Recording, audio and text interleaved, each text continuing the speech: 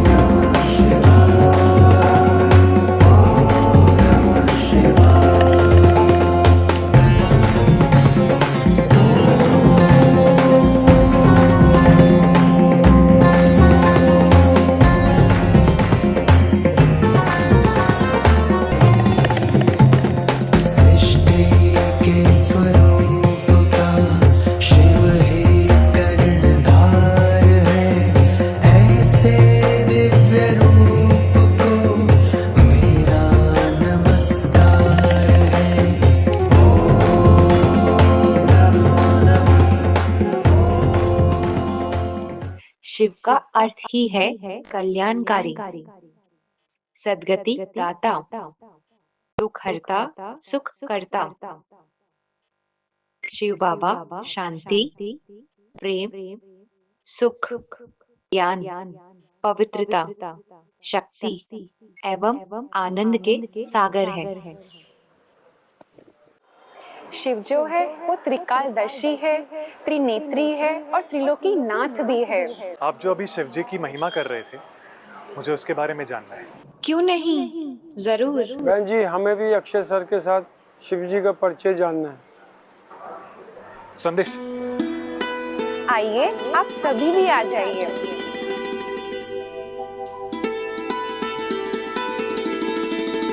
आप सभी शिव परमात्मा के बारे में जानने के लिए आए हैं, लेकिन उससे पहले हम सभी खुद के बारे में जानेंगे।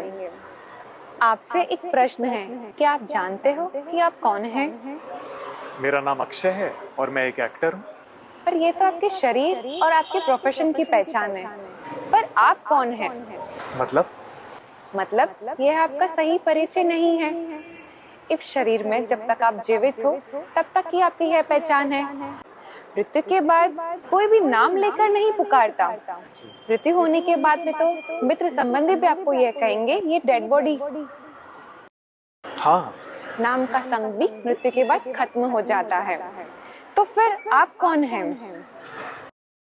आइए समझते हैं। देखो, यह हड्डियों का शरीर है और यह मांसपेशियों का। यह शरीर तभी कर्म कर सकता है जब तक कि इसमें एक शक्ति है। आंखें देख सकती है, मुख बोल सकता है और कान सुन सकते हैं। अगर यह शक्ति निकल जाती है तो शरीर के सभी अंग होते भी शरीर कर्म करना बंद कर देता है। इस शरीर द्वारा कर्म करने वाली मैं एक चैतन्य शक्ति आत्मा हूँ, जिसे हम सोल, रूह या फिर एनर्जी कहते हैं। और कोई भी एनर्जी को हम देख नहीं सकते, पर महसूस कर सकते हैं। आत्मा एक ज्योति बिंदु सितारा है।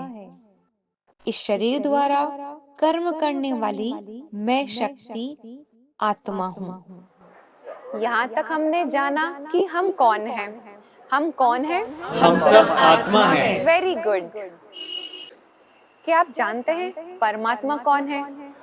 क्या आप सभी जानते हैं कि भगवान कौन है और वो कहाँ रहते हैं? दीदी, ये तो सबकी अपनी अपनी श्रद्धा होती है ना, कोई किसी को मानता है और कोई किसी को। अच्छा, आप मानते हो भगवान हमारे माता पिता है? जी बिल्कुल। जैसे एक बच्चे के शरीर के माता पिता शरीर रूप में हैं, वैसे ही भगवान हम आत्माओं के पिता हैं।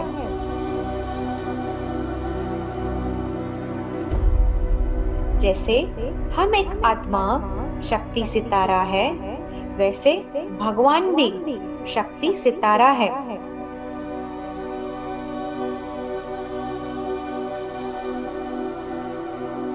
कोई उनको भगवान कहता है तो कोई ईश्वर। प्यार से हम सब उनको शिव बाबा कहते हैं।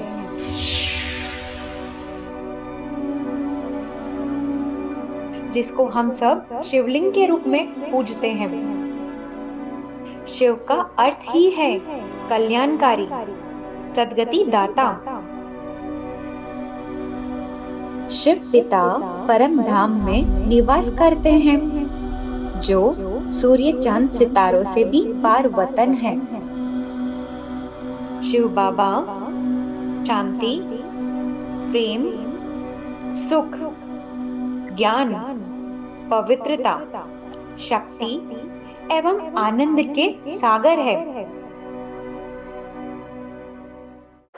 आप सभी के लिए एक प्रश्न है।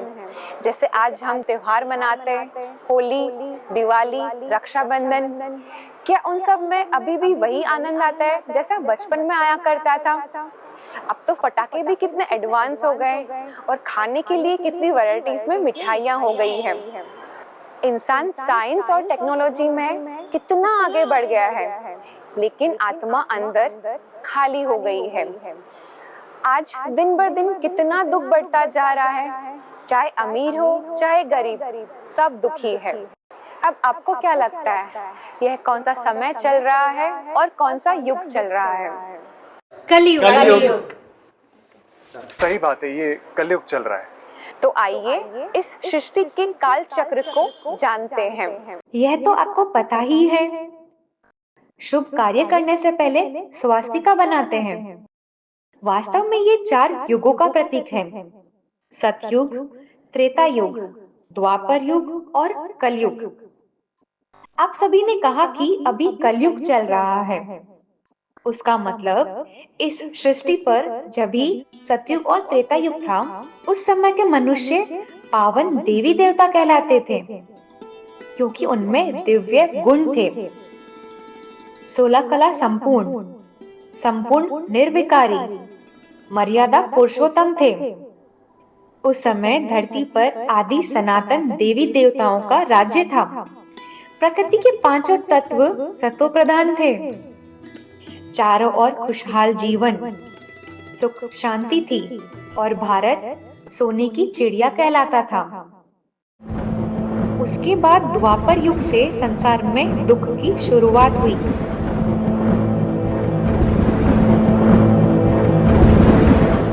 आत्मा में विकारों की उत्पत्ति होने लगी और दुनिया में अशांति बढ़ती गई।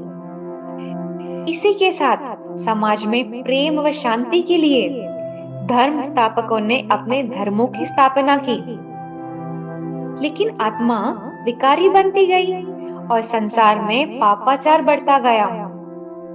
द्वापर युग से कलयुग अंत तक के समय काल में कई राजाओं ने, कई देशों ने युद्ध लड़े। एक और साइंस आविष्कार करता गया, लेकिन मनुष्य आत्माओं ने उसका भी दुरुपयोग किया, जिससे प्रकृति तमोप्रधान बन गई, जिससे अनेक नई बीमारियों की उत्पत्ति हुई। झूठ बोलना, धोखा देना, चोरी करना, संबंध में अविश्वास, ये तो जैसे आम बात हो गई। अब हर अति का अंत होना है, क्योंकि ये सृष्टि चक्र है।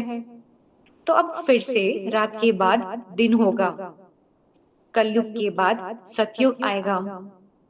इसी परिवर्तन युग को संगम युग कहा जाता है। उसके लिए स्वयं शिव परमात्मा हमें मनुष्य से देवता बनाने का, सृष्टि को पावन बनाने का महान कर्तव्य कर रहे हैं। और ये परिवर्तन राज्यों की शिक्षा से ही आएगा। इसके लिए आप सभी का ब्रह्मा कुमारी सेंटर ईश्वरीय परिवार में आपका स्वागत है। आप आइए और 7 दिन का निःशुल्क कोर्स कीजिए। आप अपना जीवन शिव परमात्मा के सानिध्य में सुख शांति से भरपूर कीजिए। थैंक यू सो मच दीदी। ऐसा ज्ञान मैंने आज तक नहीं सुना। इसने सच में मेरी आंखें खोल दी हैं।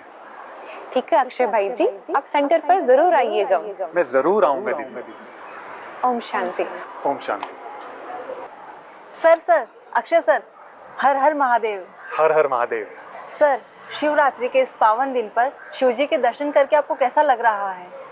दर्शन तो मैं हर साल करने आता हूँ, लेकिन आज पहली बार मुझे स्वयं और शिव परमात्मा की सच्ची पहचान मिली है। हर हर महादेव। हर हर महादेव। यार संदेश, ये ब्रह्मा कुमारी संस्था जो है ना, इनके सेंटर्स पूरे वर्ल्ड में और ये बहुत अच्छा काम कर रहे हैं। पता लगाओ ना हमारे घर के पास कौन सा सेंटर है। Yes sir.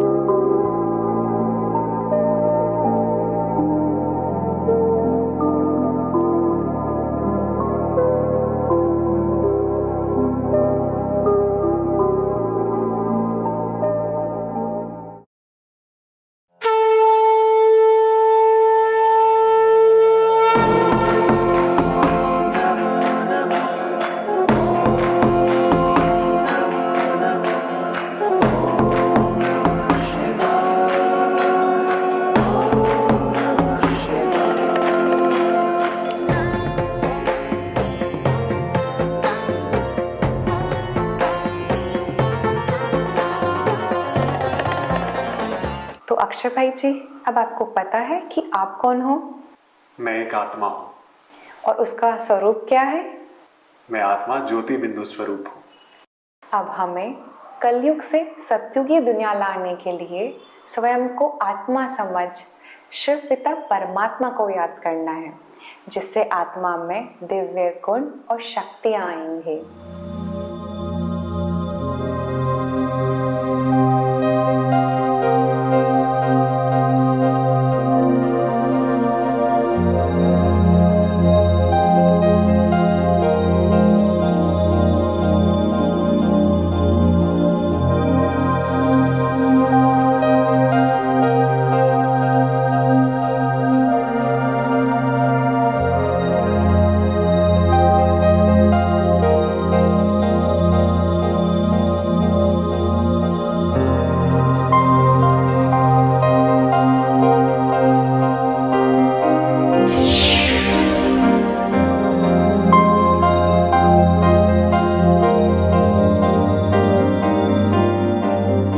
आजकल की लाइफ में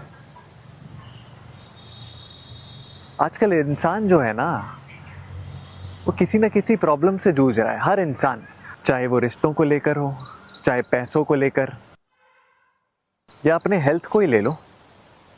रिलेशनशिप्स पहले की तरह सिंपल नहीं रहे।